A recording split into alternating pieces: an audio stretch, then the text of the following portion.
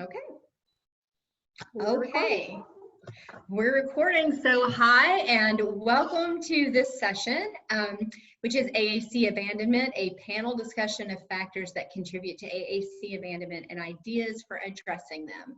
And we have a great panel here today, and we have a framework, and we're going to have a discussion within that framework, and we hope that we come to some deeper understandings and even some solutions to some of the things that vex us in the realm of AAC abandonment. So we'll introduce our panel first. And first up, we have Vicki Clark. Vicki, would you like to say hi? Hi, everyone. And so Vicki is probably known by most people because she not only is the CEO of Dynamic Therapy Associates and DTA Schools down in Georgia, she also is a prolific producer of amazing AAC content and is very generous with that. So I personally have used lots of that stuff, and I bet you've seen her that way. And then Dr. Carol Page, another favorite person over in South Carolina. Hi. And you also have a pretty illustrious whole background that has shifted now, because now you are the program director in South Carolina of the South Carolina Assistive Technology Program, but no longer teaching at the University of South Carolina's program. So good that we still have you in the field, still out there providing resources for everyone. Sad that you're not the person prepping those folks who come through graduate school, but that's okay. You're still having an impact. And then Sue Redpenning over in Minnesota. Hi, everybody. Is the program director for Technology for Home, a grant program in the state of Minnesota that is doing some really groundbreaking work and coming to some great discoveries that I think may guide us all to some paths forward and away from AAC abandonment. And then our biggest expert on the panel is Sherry Willingham, who has many titles. You will see there, she is an SLP assistant. She works in Vicki Clark's practice as the office manager, but maybe even more importantly than that, she is an expert because she is a family member of an individual who uses AAC and has a better perspective than I think all of us combined. So I think all of these minds together may be able to really come up with something. I'm Jill Adlin. I am a licensed speech pathologist and also a consultant for Control Bionics, who makes an augmentative communication device, and have worked in the AAC AT realm for many long years now. And my colleague and dear friend, Lane Riles, who is also a licensed speech pathologist and also a consultant for Control Bionics. And we are really excited to be a part of the panel and thinking through how, once we have done all the work to choose a communication system that we think is a good fit, how do we make it something that is actually being used and creating communication and therefore creating connection for the people who use it. So we're going to go ahead. It's going to be very informal, and we're going to try moving back and forth between ourselves and our PowerPoint. We've already made our introductions. We're going to talk briefly about abandonment, just that term and what exactly we're discussing when we talk about that. And then these 6 broad categories to consider when we're thinking about AAC assessment, implementation, and continued use of the system through the lifespan of the individual. So we're going to look real quickly at the terms abandonment and rejection. Abandonment, which is the topic of our presentation, is when a device has been chosen and recommended and acquired, but is no longer being used. So it's been abandoned by the individual, and that is different than rejection, where someone has identified a need for AAC, but the individual decides they just don't even want to go down that road. So we are specifically talking about when we've had investment enough to get to the point of getting the device, but now the device is no longer being used. Okay. So as you look at the research, and there's a bit of it out there, there are these 10 factors that seem to show up pretty consistently across all of the studies. And so real quickly, we should look at those. Number one, a lack of recognition of the need for an AAC system. That could be from anybody, from the user to anyone in their team. The system, once they get it, is not easy to use. The system doesn't continue to meet their needs. Maybe they have a progressive type of disorder and it becomes difficult to access. Maybe it's not able to change and grow with them as they make headway in their understanding and use of the device. It could be that it's not reliable. If it's not working, then you aren't going to be utilizing it as much. It could be that there's not adequate technical support or customer support for the devices. So these days, a lot of our devices are quite high tech and complex. And if you are running into a problem, which can happen with technology, that's just the way it is with technology, that's fine, but you need to be able to get in touch with somebody in an expedient way and somebody who can actually solve the problem for you. The family not being included in the decision-making process, to me as a speech language pathologist, that was the most heartbreaking in study after study, is stories of how much the family was simply not a part of that decision-making process. Adequate follow-up once I have the device, I'm not now being supported in my understanding of how to use it, so adequate support not being provided. Sadly, negative attitudes of some of the professionals in the lives of the individuals who are using AAC. And no community support for the AAC user or their family, because this is a really different path, and we know that support groups are super beneficial in other realms, and that just is not out there for AAC users as much as we had hoped. So with no further ado, we're going to look at our 6 categories. We feel like those 10 factors can kind of fit in these 6 categories of partner knowledge, payment sources, pre-training, expectation and goals, kind of the pre-work, support like for families and users, tech support and a backup plan for that device, and those bright spots, those things that tend to be working well. Yay, we have some bright spots. So those are the categories and the contributing factors. And now we're going to begin our discussion, and Lane will be taking notes and developing this PowerPoint with the information that we're talking about and the resources that we develop, and that will be available to all of our attendees as a resource after this is over. So,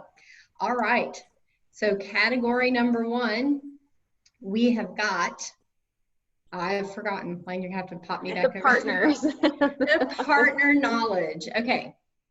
So, I think, Sue, you guided us a lot about your process that happens before someone even gets a piece of technology. Can you talk a little bit about that?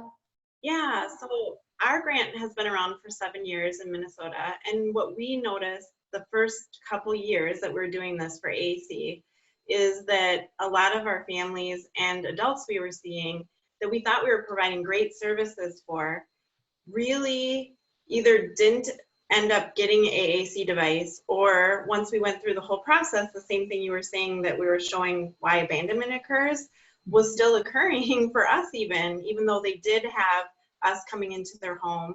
They had OTPT and speech if they needed it, so they had the team approach.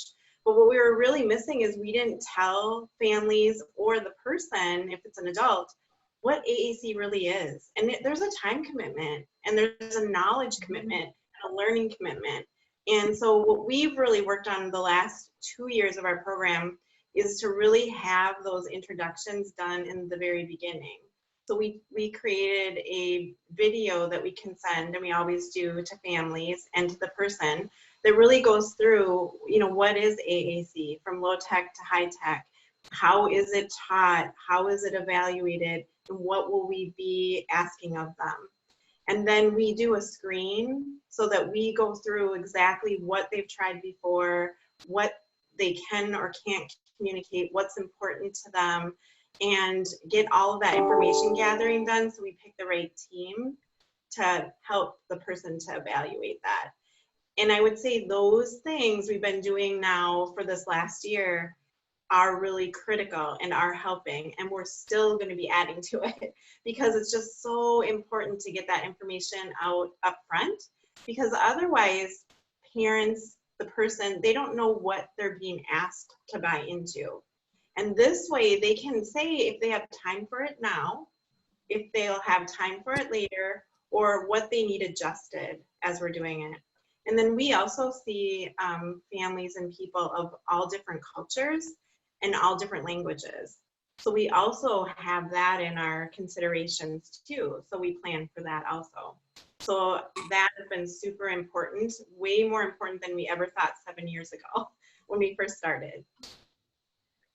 And that is a really big deal, because we have some knowledge as professionals of how big of a commitment this is. What we don't have is an understanding of that family's other commitments and where this falls. And it's not fair to put our values on that family.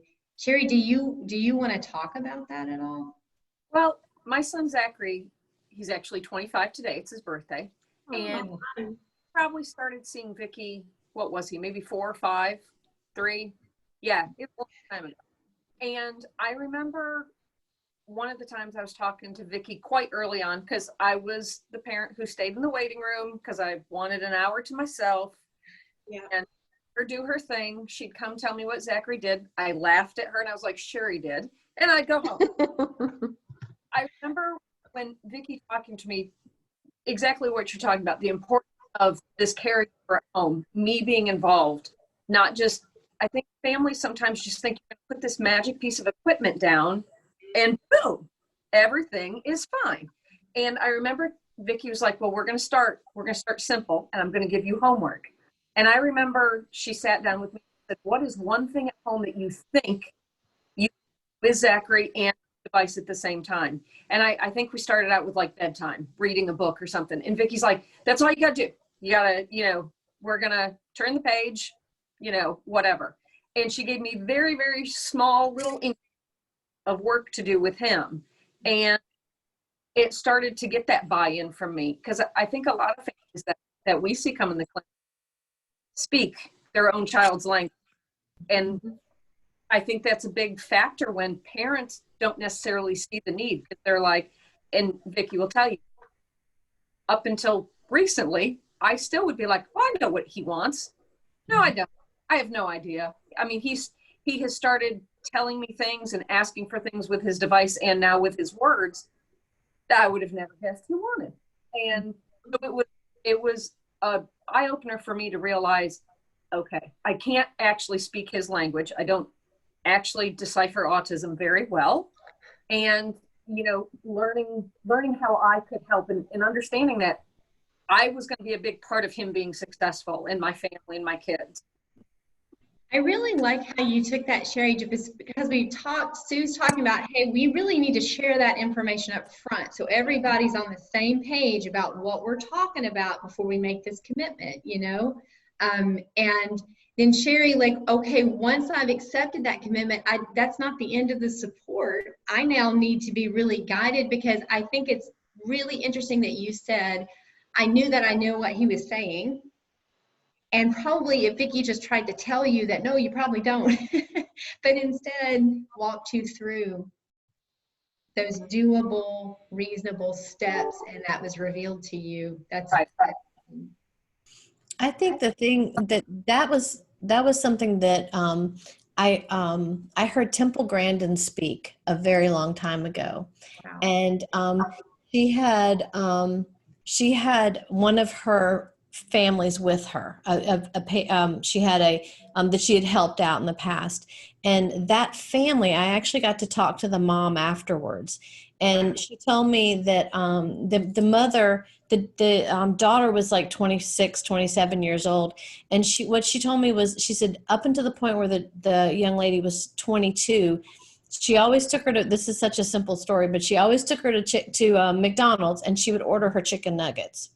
And she did that her whole entire life, because that's what the child wanted to eat when she was 3, right?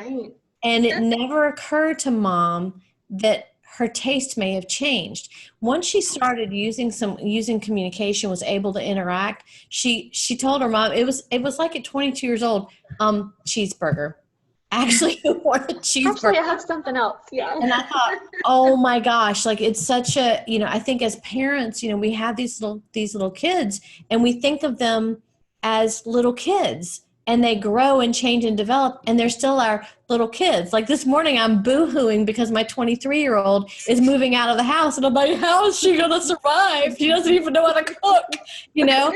I think she's still 3, you know? And so our parents of AAC users are absolutely no different on that perspective either. Yeah. That's such a good point, because you're right. That's just a parental trait. That's not parents of kids who use AAC. That's just parents. Right.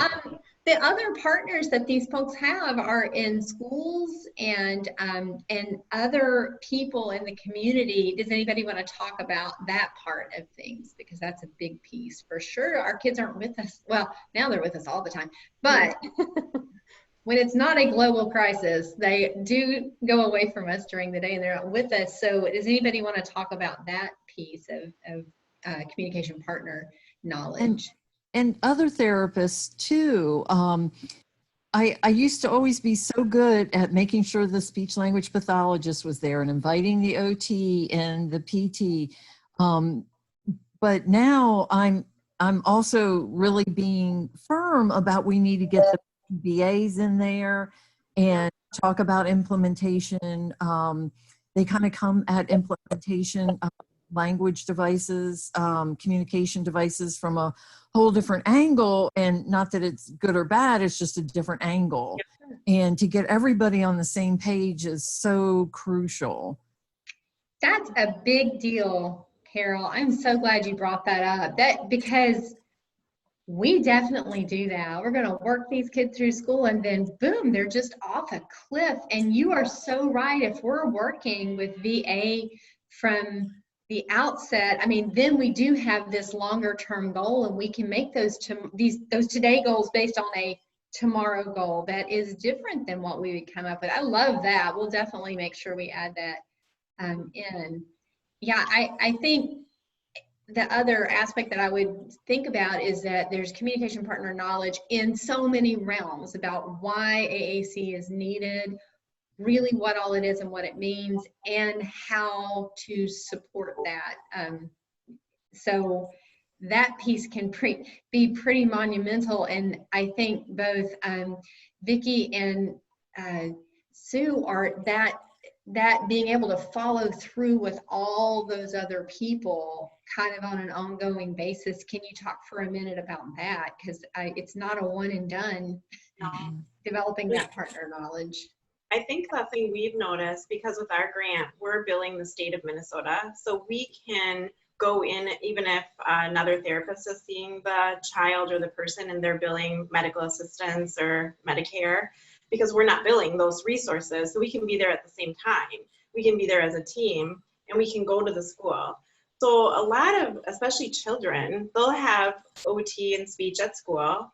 They'll have it in a clinic. They have what the parents do at home, but they don't have anyone looking at all the pieces and bringing it all together. And so that's what we've really also learned that's important.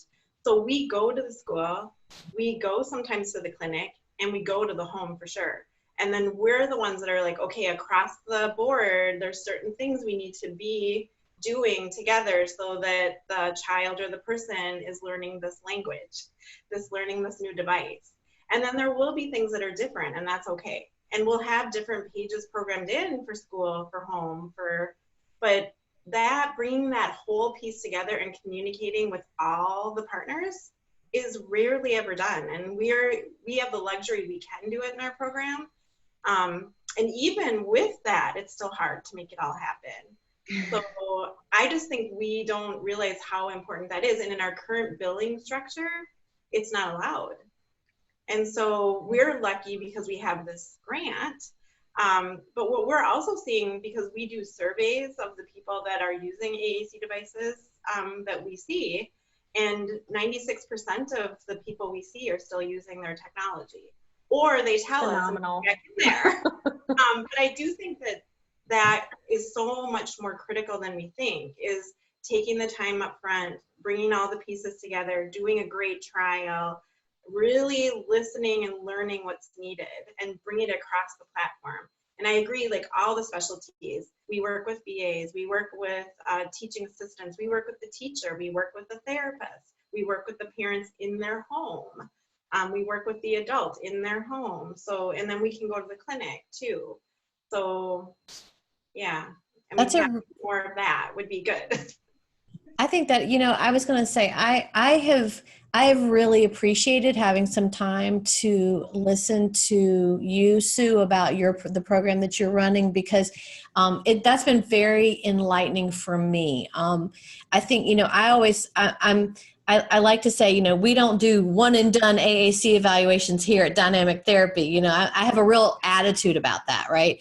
And, that we take time to do the assessments in the clinic and with the families, and we do therapeutic evaluations. So or evaluative treatment so that we are taking time in therapy, working on systems and kind of getting used to them and getting parents to have a better feel for what the device is about.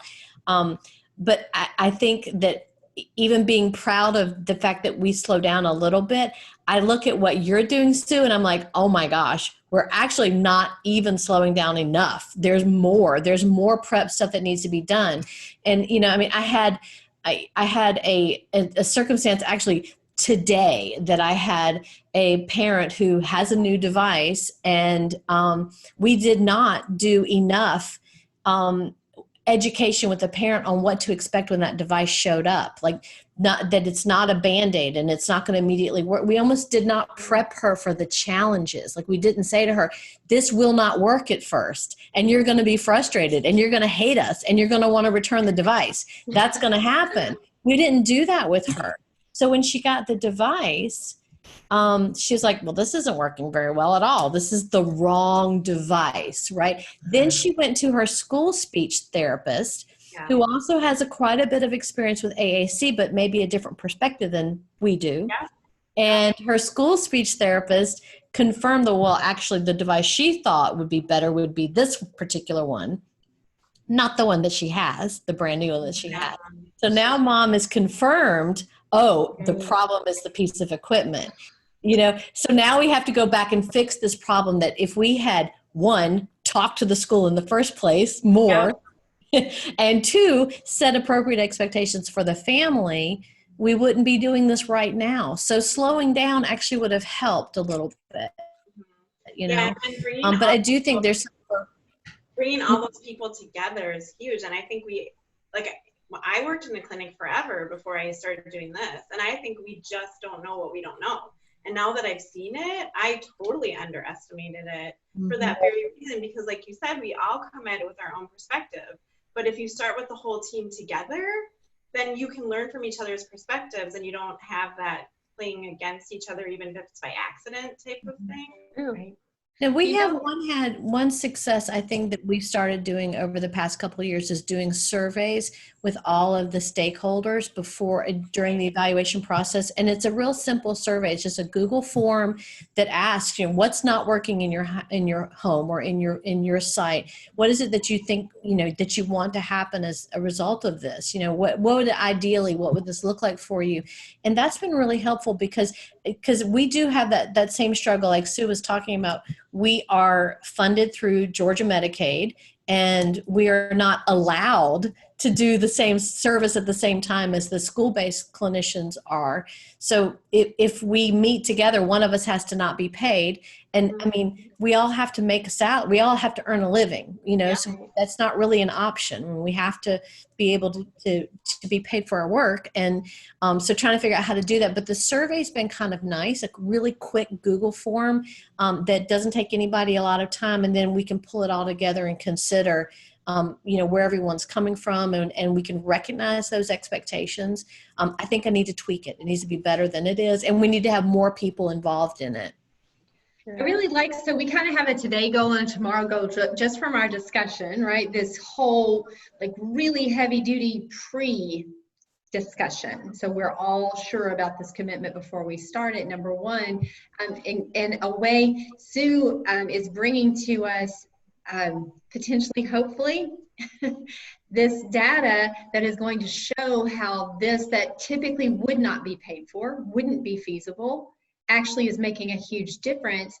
So tomorrow goal, but Vicki, you found a way to do a today goal with a Google Doc that is kind of able to bring those people together in a virtual space in a different way, but kind of get at that. It's just funny, as you guys are talking, I'm thinking about that. Do you remember the I don't know what it is, some kind of tale of, 6 blind men touching an elephant, and each of them asked to describe, right? Mm-hmm. They describe what they're touching, and we're suffering from that because each person has a truth. Nobody was wrong in that. They just had a perspective that would have been really benefited from a Sioux person who could see the whole elephant and make those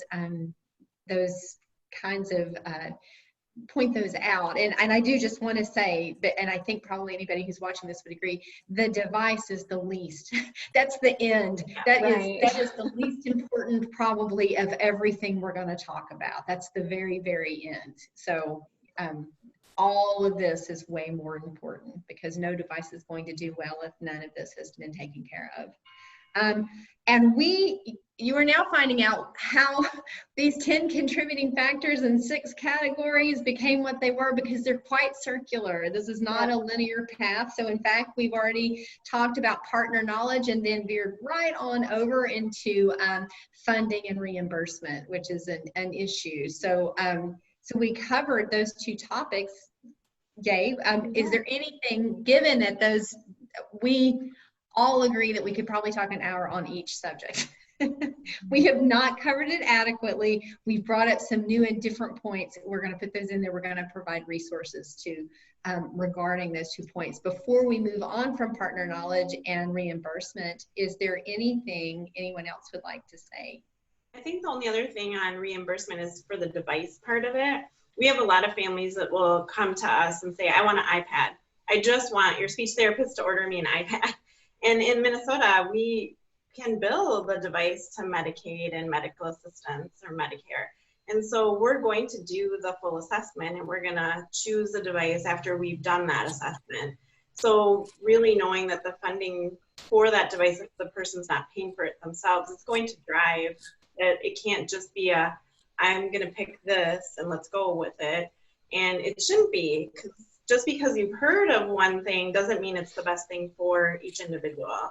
But so we do a lot of slowing the parent or the family or the person down that way too, because they do think it's I want this.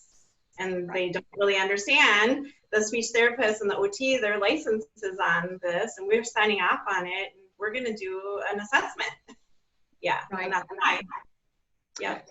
I think it kind of goes back to what we were talking about before. And the thing that keeps popping into my mind is managing expectations of everyone and taking into consideration, and this kind of moves on to some of our other points too, but listening to feedback from family and therapists and all of that, and taking all of that into consideration. And, talking about also, we've talked about previously, and Vicki brought it up, and I thought, yes, you're right, but talking about our biases and how we get comfortable with something and we think, yeah, this is the device.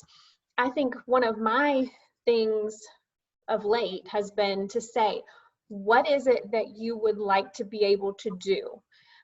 What is it? What do you want, whether it be a device, whether it be an app, whether it be whatever, what is it that you want it to do for you? So let's talk about those expectations and what you want from this. So that's right. That's the managing expectations. That whole SET framework from Joy Zabala serves us well in all areas. Of course, that's where we are going to look at our that stands for student, environment, task, and tool. And then we're going to look at those first 3 first, much more in depth before we choose the tool. We don't choose the tool and work backwards. So yeah, that is absolutely true, that you solve many problems by knowing what is your goal. And I think that brings me back around to something the first time I ever talked with Sue, I found very compelling. Sue, if you'll talk about just for a minute with your program, there is a goal. There has to be a goal. The person who is joining your program has to have a goal. So you're going to talk about that for just a minute. Yeah. So our first goal, part of what qualifies qualify someone for our service is that they live at home with their parents, or if they're an adult, that they live in a home of their own. It can be an apartment they rent or a house they rent. So we're all about independence. And so for us, when we're looking at AAC, the goal is for that child or person to communicate in ways they're not able to right now, and for a functional reason. So we might go into the school, we might go to work, we might go into the community to look at the device, but our whole ultimate goal is, you know, what can't you do right now? And really listening. And then we're challenged, and I challenge all my speech therapists to know all of the devices. So like Control Bionics, we didn't know your device, so we brought you into our meeting and you met with all of our staff and all of our consultants, and we learned a lot about you. So I'm always challenging every time I see a new device that I don't know that we know about. I bring that to us because we're tasked with knowing all the latest and greatest devices, and we should be narrowing but presenting all of them in some fashion before we decide on trials. So our ultimate goal is to listen, take into account what the person and the family are saying too, but then to bring this wealth of resource of what's available out there, and then start narrowing the trials based on what that goal is for what does need to be communicated and where and how. I think so. There's two big points there. One is that piece of I have to have a goal before I even approach being a part of this grant project is huge, because that, you know, if you are looking at any kind of studies, there's a lot to that, you know, that this is very tangential, but for example, if you will look at data and research about kids who do well in college, who have been in AP classes in high school, in fact, that is found to be a correlational relationship and not a causational relationship. Those kids who are driven to do so well that they want to go be in an AP class and challenge themselves, we're going to do better in college anyway, because that's who they are. So when I have someone who is approaching a program because they have a goal in mind of what they want to achieve by being a part of this program, well, then that piece of it's harder than I thought it was going to be is easier to take. If I know that I'm going to get to climb to the top of this cliff on this beautiful Monhegan Island in Maine, I'm much more willing to do lunges and squats because it means I'm going to get to the top of that mountain, as opposed to just doing lunges and squats and it hurts and I don't see why I should do this. So that goal is just so big, and I think it's built into your program. But if we've done that pre-training and those goal setting and expectations, then it's something we can refer back to when it gets hard. And I know even Lane and I both served much longer as speech pathologists than as working for one AAC device company. We love ours, but that is not what we do. We are still huge proponents of we all need to know all the AAC tools for our toolboxes. If you're going to serve people properly, that's what we need to do. And it is not always our tool. And it is absolutely, so you're right, we are tasked with knowing what all is out there. But even for us, even with our specific device, that when someone starts a trial, we say, what are your expectations? What do you want to see during the time you have this device? It's really key, so that we can be sure we've seen it and done what we needed to do. So, and then the second piece, I completely lost. I don't know. Maybe it'll come back to me. I'm sure we'll get there eventually. I think let me look back over here. Just, you know, guys, we've already hit so many parts of so many of our other 6 items, including bright spots. And I am sure I'm going to remember what that other piece was. But the goals are so important, and it is going to help us work through some of those other pieces. And so we've now looked at partner knowledge and payment sources, pre-training, expectations, and goals. Super important. I'm sorry, was that you, Carol? No, it wasn't. But I would like to say something about goals, just kind of focusing on goals and objectives. I see a wide variety of goals and objectives, and there's one I always just ask people if they would strongly consider not having part of their training program, and that would be the identification goal.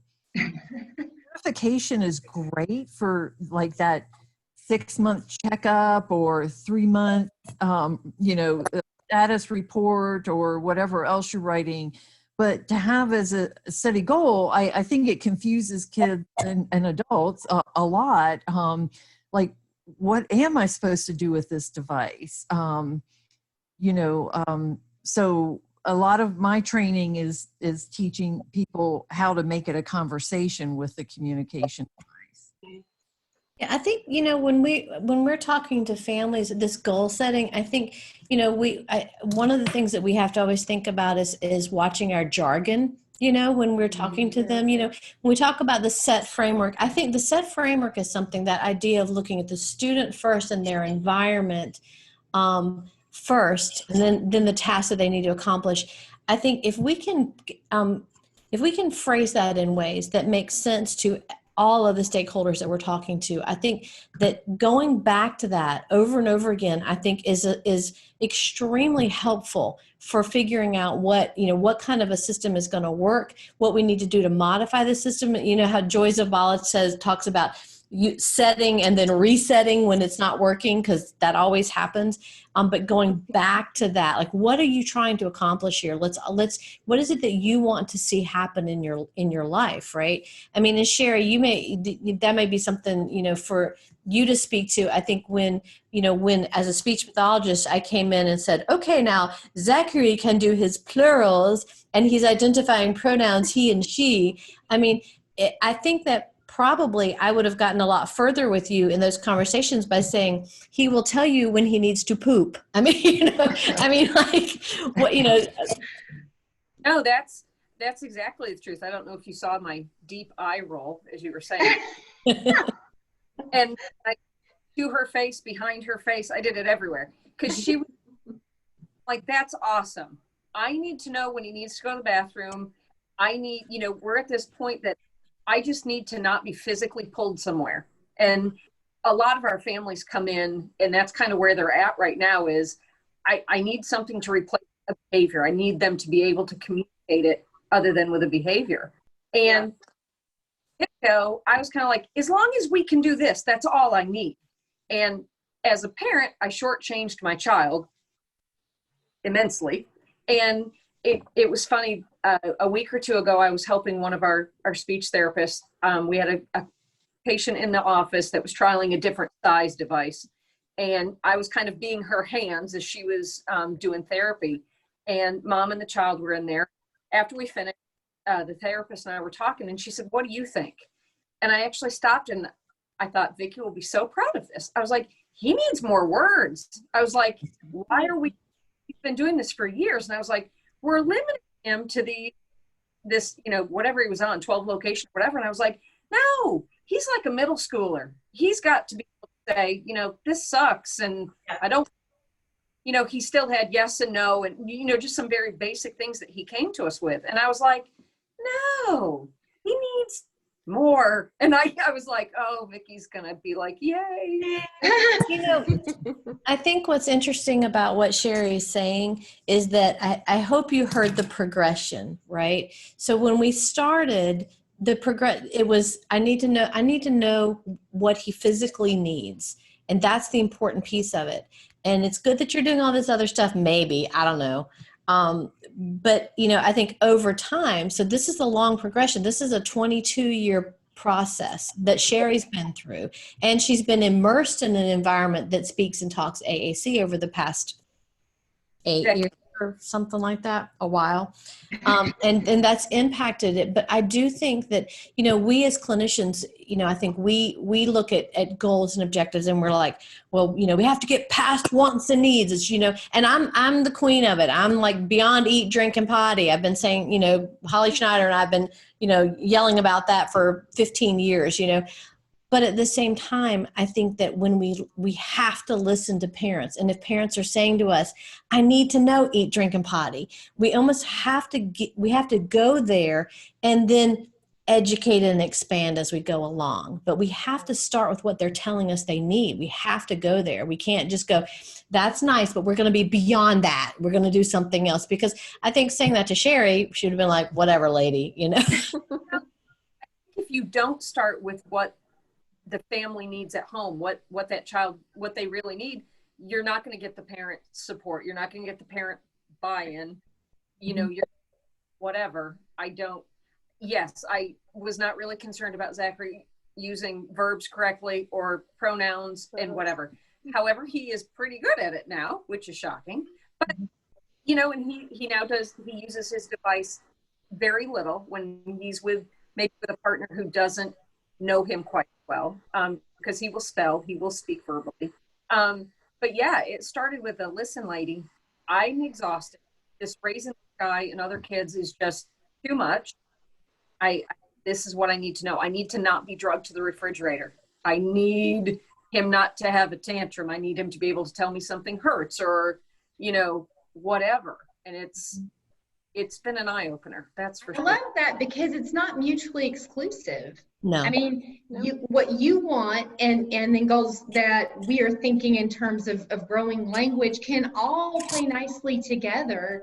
And Sherry, that was just so beautifully stated that you can have all your big goals you want to, but if you don't meet the needs of that user and their family, you're never going to get a chance to try. And can I also just say for Zachary, probably he recognized when you were frustrated with being pulled to the refrigerator. So when you were able to achieve that and he felt successful doing that and felt the difference, that was a huge step towards other bigger goals. Well, and it happens in the office too when these families do come in and share stories that they come in with this look on their face like you are never going to believe it. And I'm like, try me. I probably and you know, when I hear the families and what they're having issues with, I do quite often talk to the therapist about it just when we're sitting around talking. I was like, you know, this family's really struggling with this. And you know, I've had a couple of therapists that are like, well, the parent hasn't told me that. And I'm like, okay, well, I'm like Lucy with my 5 cent, you know, I'm here. And I was like, you tell me some things that maybe they don't tell them. I think partially as a parent, there are probably some things I wouldn't have told Vicki because I would have felt like a failure. And that's hard. I mean, it shouldn't be, but I think it's hard. And to not feel, you know, you feel like you're not doing things right, you're not whatever. So that's another bonus of my job is the families I get to talk to. And I do hear what they're really with, that when the therapist is talking to them, they may not actually tell them. So this is what's going on. I think that's a great segue to, I'm sorry, Vicki, did you have a point? I'm sorry. Oh, no, go ahead. I think that is a great segue. If we want to pop back over, we were looking at that other layer of support with families. So when we're talking about family user supports, we don't just mean therapists. We don't just mean cool resources on the internet because there are so many, it's too many, it's overwhelming, and we can help curate that and direct them. But that piece, Sherry, that you just said of a parent talking to a parent, that's vital. That is so crucial. So maybe we can talk about that for just a few minutes too. That's how Sherry, sorry. Go ahead. I said, that's how Sherry got her job. You know, we deliberately hired people in our front office who have experience with family members who have communication challenges. So we had, you know, one of our first office managers, her daughter had autism. Then she had to leave, so we hired her mother. So the grandmother was in the office, and then Sherry joined us, and then another parent, Patty, joined us. And it really, having Sherry a lot of times cannot get her other work done because she is talking to families, but I think it is critical. And it's a way for us, you know, when we talk about that money situation, that difficulty being able to fund stuff, this has been a way that we've been able to fund being able to assist families, right? You know, so it's worked out really nicely. Sherry's overwhelmed a lot, I think, because she's trying to work in between talking to families. But I think it's been very impactful for the families to come in. Some of the stuff they tell her, I guarantee you they do not tell us clinicians. Which is huge for Sherry to be that bridge also. You know, that that works to the patient and kiddos benefit, to the therapist's benefit, and to the family's benefit. Well, it's nice being able to be there when parents are maybe in the early stages or even 10 years into having a communication device, struggling and getting close to that abandonment part. And it's nice that both Patty and myself, our boys are the same age. They've been together since preschool. Vicki's seen them both. And, it's nice for us both to be able to share, listen, these boys did not like device. It was a struggle. Zachary was probably in his early teens before he really willingly, he would use this device, but it was more being forced upon, no, you've got to use words. Probably by teenager, he started to kind of do it himself. He seemed a little bit more like, okay, I can kind of control my own world. And that's also helpful, I think, to be able to tell parents, it is not an instant fix. It is not, like Vicki said, I've been with Zachary, it's been 22 years to get him to this part at 25 where he is communicating with us. Mm-hmm. And it's nice to be able to help families know that nobody's failing. Your child's not failing. You're not failing. Your therapist is not failing. It's maybe a lot of time. And sometimes it's forward and then there's a couple back and then you go forward again. Yeah. I love that it's nobody's failing. That's a big deal. Well, I really think love that. Sometimes, and guilty as a parent, both from teachers, parapros, therapists, whatever, it's very easy if you're not seeing large measurable progress to be like, well, that therapist must not know what they're doing, or that teacher isn't the right teacher. And it's like, no, it's not. It's a process, and nobody's failing. It's just, it doesn't happen as quick as we would like it to sometimes. A lot of times, most of the time. That's everything in life.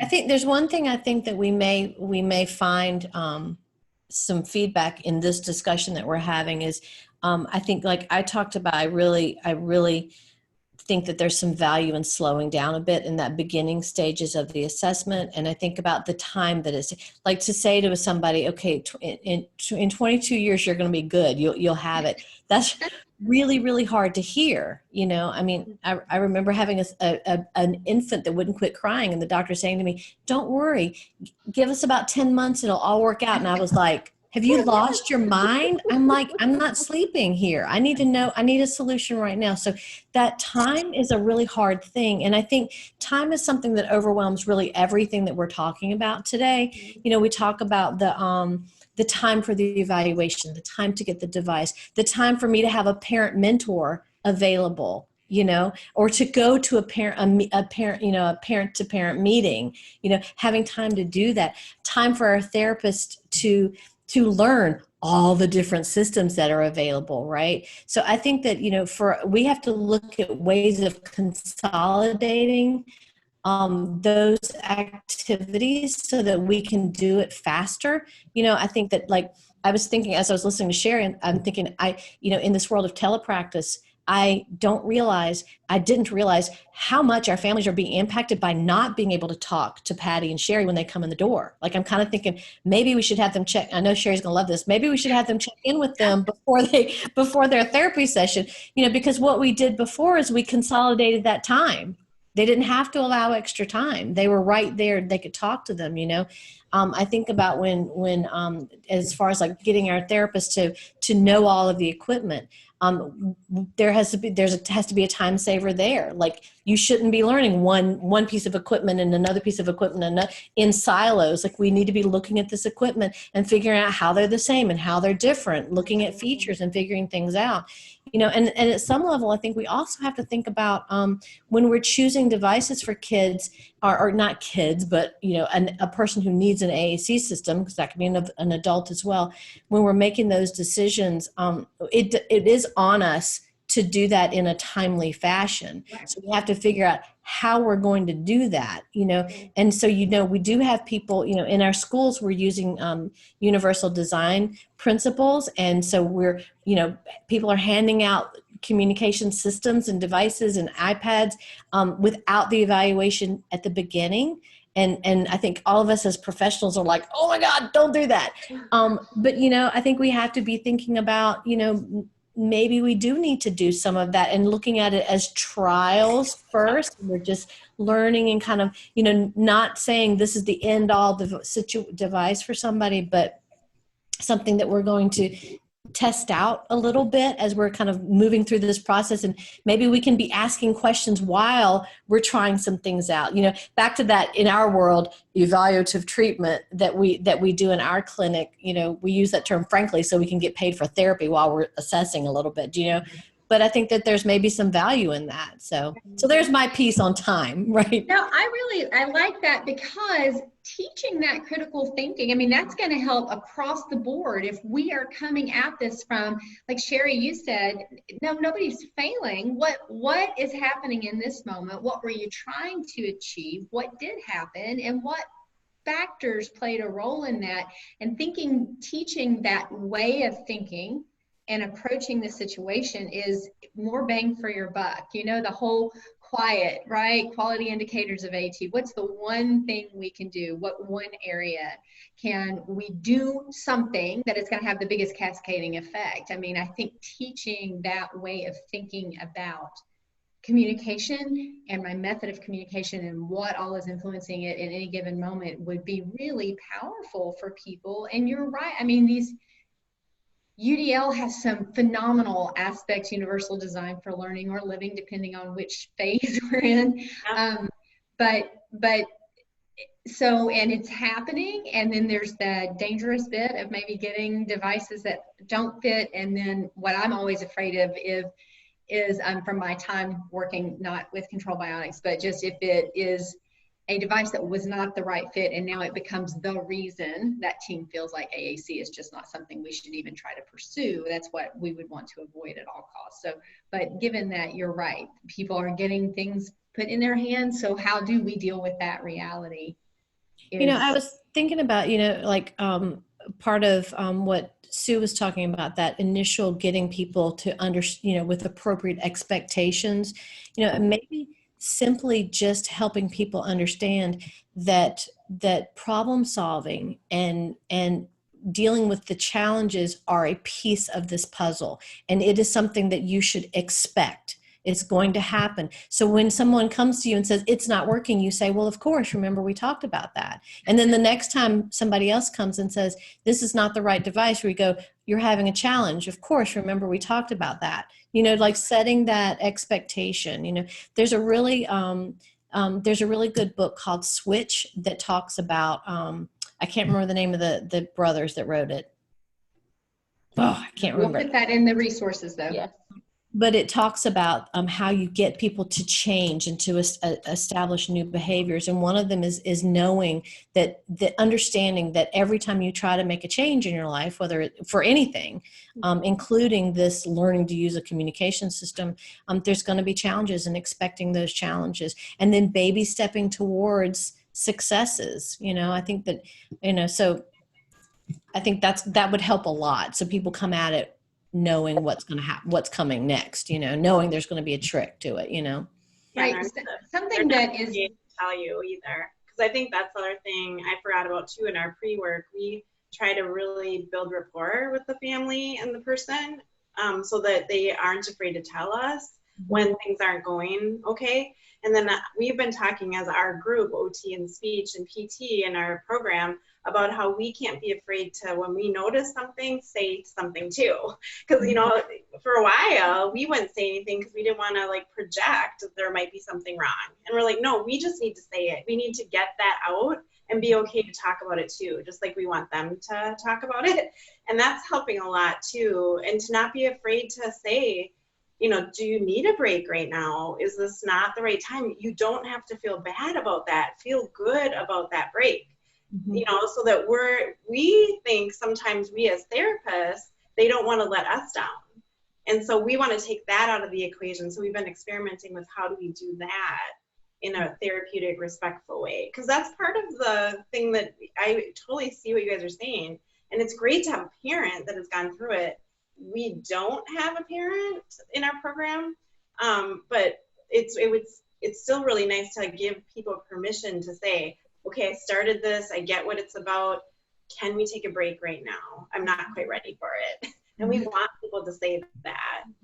I think this is big, and it actually didn't even come up in our pre-discussion, guys. I think this is a really important piece, this idea of people, no matter what role you're playing in this, feeling like you're letting somebody else down. That really kind of broke my heart, Sherry, that this idea that, oh, I wouldn't want to say it because I wouldn't want her to be disappointed, or I would just be horrified if anybody I had ever worked with felt like they couldn't be completely honest with me. And so that is a big deal, and maybe something we need to have more communication around. And I'm so glad you said it.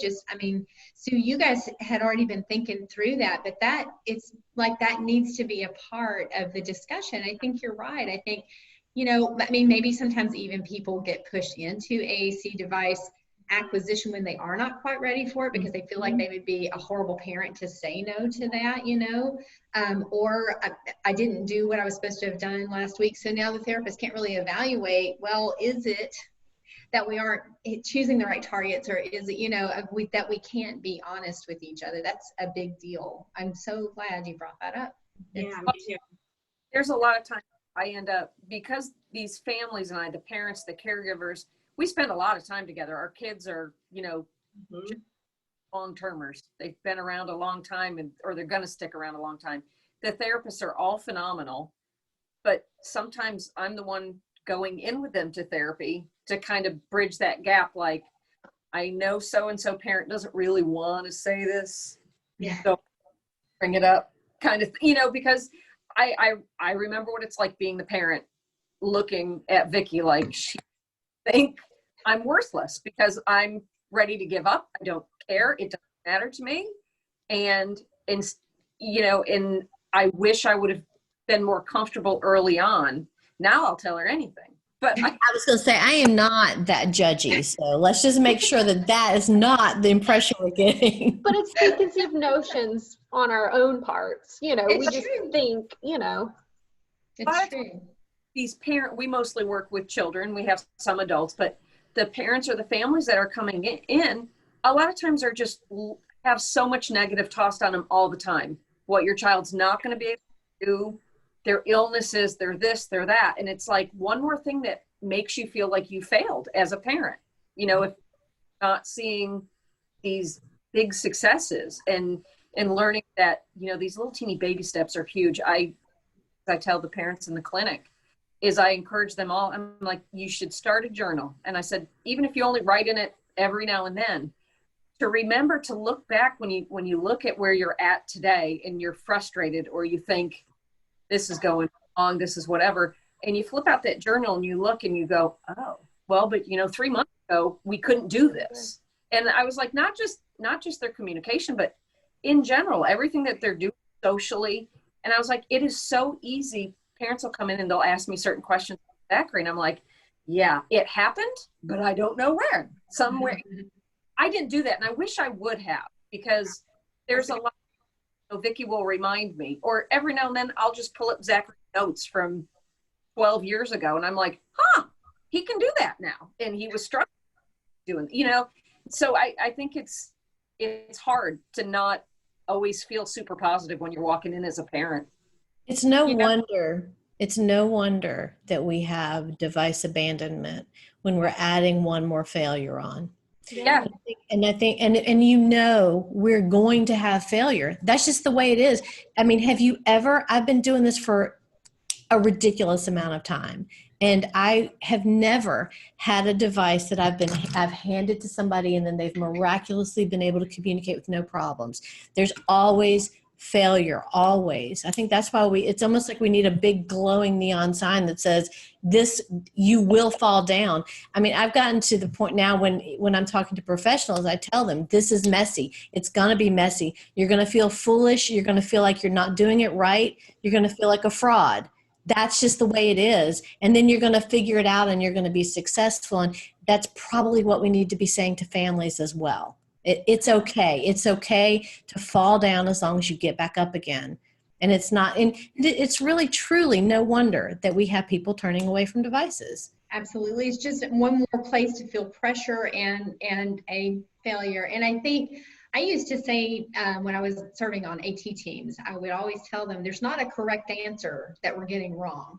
We're trying stuff, and what works right now may not be the thing that works a year from now. We're figuring it out. It's a process. It is not, I checked the wrong box. You didn't get it wrong. We learned, and now we know we need to try something different. I just sent to my 18-year-old's great delight, I sent her a quote every morning. And this morning's was, we always pass failure on the way to success. That is, that's a really good quote for this. That's really maybe good. that needs to be our neon sign in the back.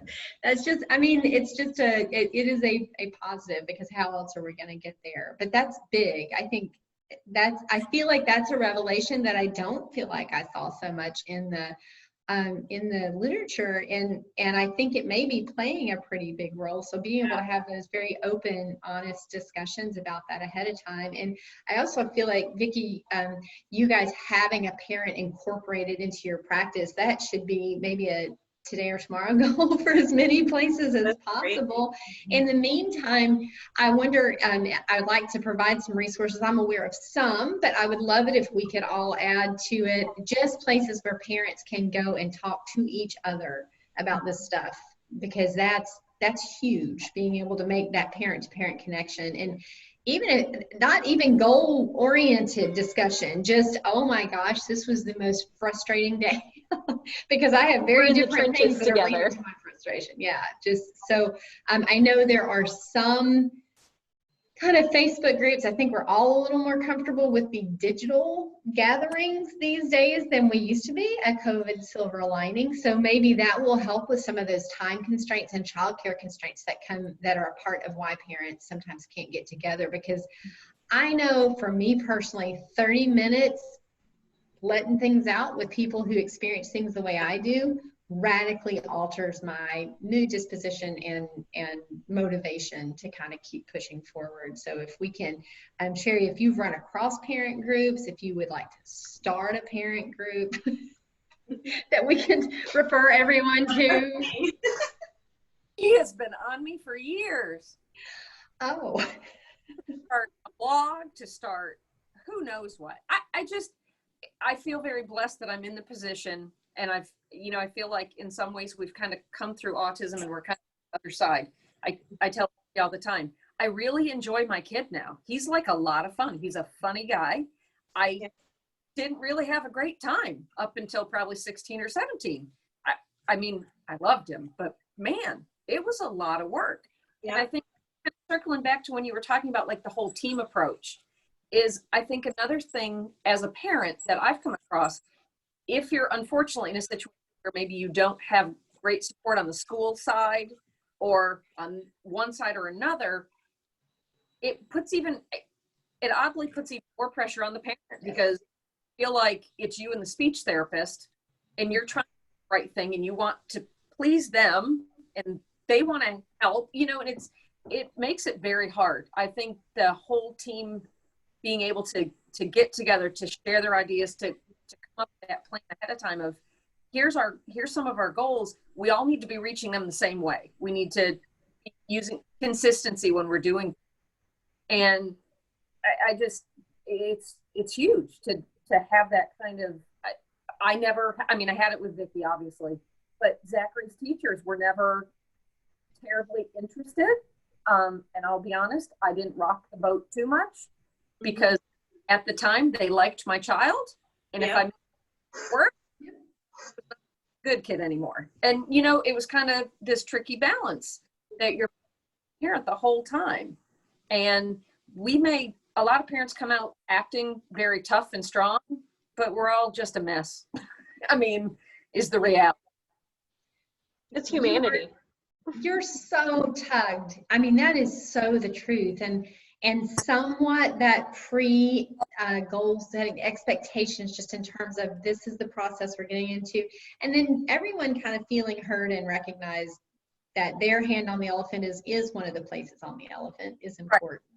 and that nobody, we all definitely have a tendency to be paranoid about our shortcomings and what we think we're not good at, and that is not when we show our best selves. So I guess however we can approach the situation that it doesn't set up kind of an adversarial, you know, that what everyone's bringing to the situation and what is valuable is pointed out, maybe would be helpful. But goodness, again, Sherry, I'm so glad you're here. That piece of how between forces you are, it's a big deal.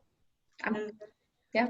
Well, and I think too, I think we're talking a lot of pediatric and going up into adolescence and things like that, but also the end user, including them in the conversation. Well, what is your personal goal? What do you, because motivation is huge for anything. So we're talking about, this is not motivating to me.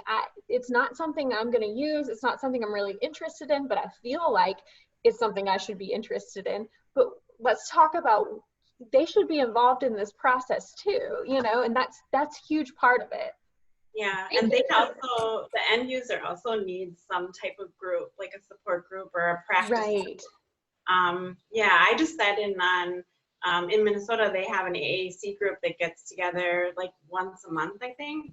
And I just sat in on it yesterday to listen and observe, and it's all AAC users. And then there's a couple of therapists in, just so we can see like what they're doing. And it was really cool. They were sharing experiences with each other, all using their devices. It was really, I could see how that would be really important for them to do and to share and to have, being able to troubleshoot together. It was even out, it was on Zoom, but it was awesome to watch. And we are definitely providing some of those kinds of resources. There's a number of Facebook groups and that kind of thing. There's like an Ask Me, I'm an AAC user group. So we'll be providing some of those resources and hoping to add to that, because that support group piece for every role in the team. Yeah. Really, we should have our own group to talk through those challenges and then a way to talk about it. And Lane, thanks for bringing up the adult user. And Carol, I'm wondering, because you are seeing, you really are transitioning through that whole state, you know, all the stages right out to adulthood. Do you have any other kinds of thoughts or? Yes. One thing we haven't talked about that I think is so important too is AAC role models. So beginners can see what they're working towards. And well, for kids, that they can see adults who are proficient AAC users in college and working at a job and living by themselves and things like that. But then even for people with like neurological disease or traumatic brain injury, that they see those people who have lived what they're experiencing and that they're successful adults as a result of working hard and learning this new skill, and that can achieve it. That's huge, because we talked about the goal being so important for helping you overcome those hard pieces, but even more than that, seeing someone who has done it is so much more powerful. And I know Chris Klein, does anyone know Chris Klein had a nonprofit for that very purpose, to kind of set up AAC mentors he's the PRC ambassador, and he had a nonprofit for that purpose. And when I was looking that up recently, I couldn't get to a new website, so I don't know if that's still out there, but there are a variety of things like that. And I'll reference Karen Kangas that we were talking about before we started recording. She is a hero to me. And she talked about, even in just a session, as you're starting with someone, that you show them what we're working towards.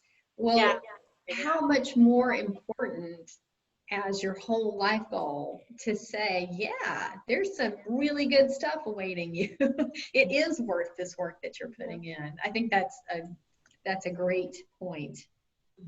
And we can definitely get stuck depending on, we are super lucky, Lane and I are, that we really get to work with little bitty people, Everybody. senior citizens. It's amazing. But I think that prior to this role, I definitely was more in my 22 and younger mindset and may have missed some important things. Right? It is fun. Like, we work with all age groups. So, I mean, I think our youngest has been 2. And we've worked with somebody all the way up to, I think our the oldest person we worked with for AAC was in their 90s. So Wow. full gamut. That's amazing. That's really amazing. Yeah. Wow. I have been slowly and bizarrely keeping time. We think we're going to have to wrap up. And I think if we pop back over to our 6 categories, I just want us to look, we have absolutely touched on all 6 and because they all are related to each other. They're completely interconnected. So there's no way to talk about one without the other.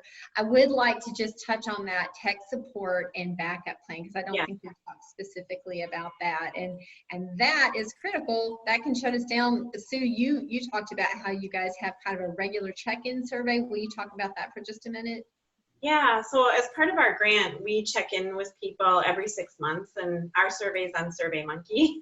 And we either do it on the phone, or if the person prefers, we email them the survey. But one of the questions is, how is it going using we do AT, so not just AAC, but in this regard, how is the AAC device being used? Is it still being used? Do you have any trouble?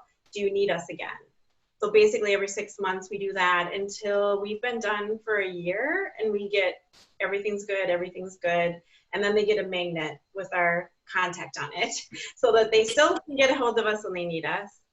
We also did start creating, we bring out folders, and we put all of their AAC materials in one folder together, and all of their practice tools, their tech support.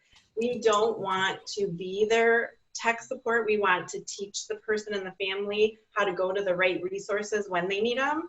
But when they get stuck, or they're not responsive, or it's hard to communicate to them, then we do want them to come back to us so we can help again. So we put that all in a book also, in addition to doing the survey. And we found that's been really helpful, because otherwise things get lost. The person doesn't know who to call, and we don't want to be the roadblock. We want the person to go where they need to go first. Right.